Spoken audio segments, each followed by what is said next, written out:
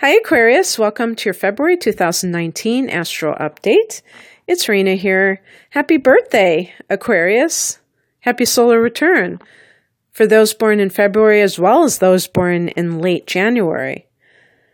I hope you have a wonderful cycle for the next 12 months. Be sure to take some time out and think of things that you'd like to manifest in the coming year. So as the month begins, the sun is in your sign, so therefore in your first house.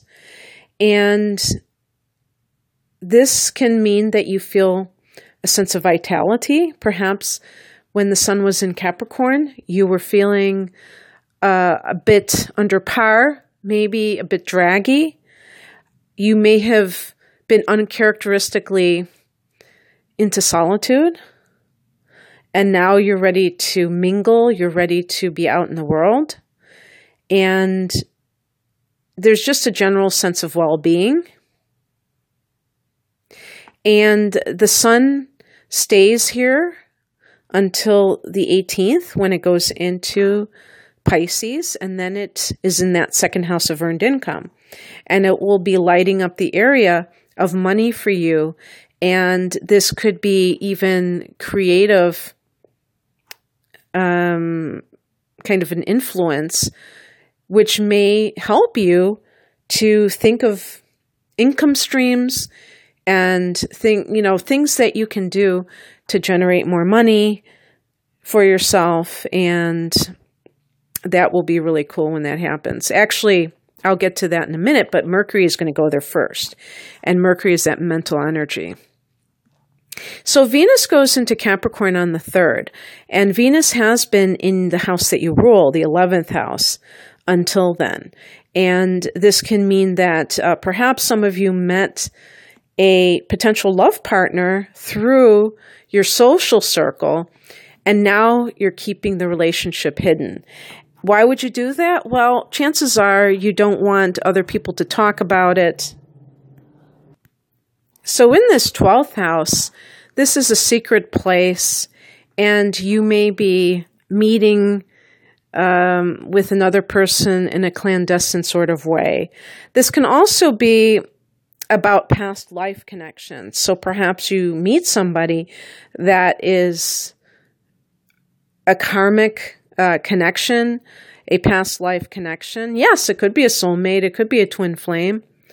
Or there's a possibility that it could just be like a challenging relationship. And if so, that's something to consider because you don't want that kind of negative energy in your life. And so it's up to you to know the difference, Aquarius. If you meet somebody and they feel really familiar, but when you start to interact with them, there's like this tension, there's this constant clashing, you can just chalk it up to, yeah, maybe I do know this person from another lifetime and they were an asshat then and they're an asshat now. I don't know, something like that. But anyway, this can bring an idealized sense or influence when it comes to love.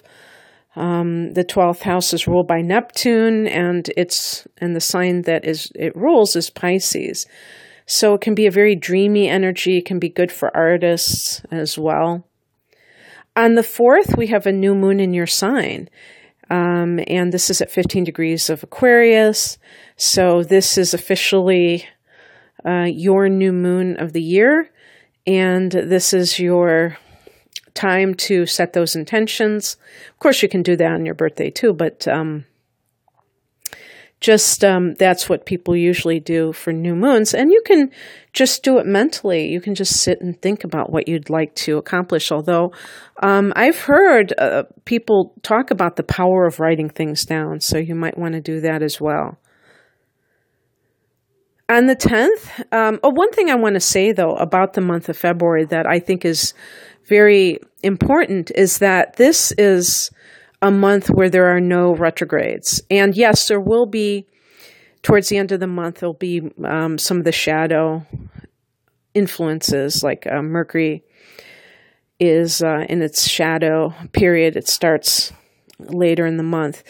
But that doesn't mean that you can't still launch things. So you should really think about the month of February to do it, because then we get into more of the retrogrades in March and April and so on. So speaking of Mercury, on the 10th, Mercury goes into Pisces, into that money sector, the second house. So Mercury actually goes there first before the sun. And Mercury has you maybe crunching numbers, seeing where you're at financially, seeing about the money going in, the money going out, like budget issues. Even if you don't keep a budget, it's still, when you look at what you're spending and what you're earning, that is looking at it from that perspective. And you may be trying to brainstorm ideas of things you can do to become more financially solvent. And you will have a new moon here in a month. So between now and then, you may be trying to figure out what kind of things that you want to do to bring about new beginnings in this area. And on the 14th, we have Mars, the planet of war. Well, it's the planet of action, ambition, and your desires, going into the fourth house of home and family. So it has been in its own sign, Aries, the sign that it rules, until the 14th, in the third house, which can include siblings, cousins, and I think aunts and uncles. I'm not entirely sure about that one, but your local area, neighbors, and also teaching and learning and communicating. And now in the fourth house. So there could be some kind of conflict or clash with family members, because the fourth house of home and family can involve your mother. It can involve the family of origin in general. And there may be some disagreement going on with you all. And some people may not be on the same page with a particular issue. And you were fighting with your siblings, and now you're fighting with your mother. Now, I will say something is that on the 19th, there will be a full moon in Virgo. And Virgo is your 8th house of other people's money, including inheritances. So this may be something that has been a thing possibly since last September, or August or September with you, where you have had this will or something along those lines. And now everything comes to a head. Maybe the fight is over with. Sometimes full moons can bring that culmination so that you're able to kind of resolve the matters. Or in some cases, a full moon can bring out the secrets that, have been going on.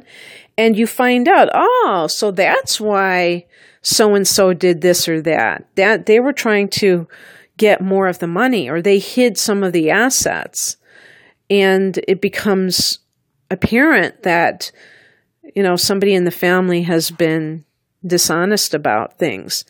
And so the thing that I would say about this is, regardless of what goes down, is to keep your dignity. I think a lot of Aquarians will do that anyway, that you're not the kind of person.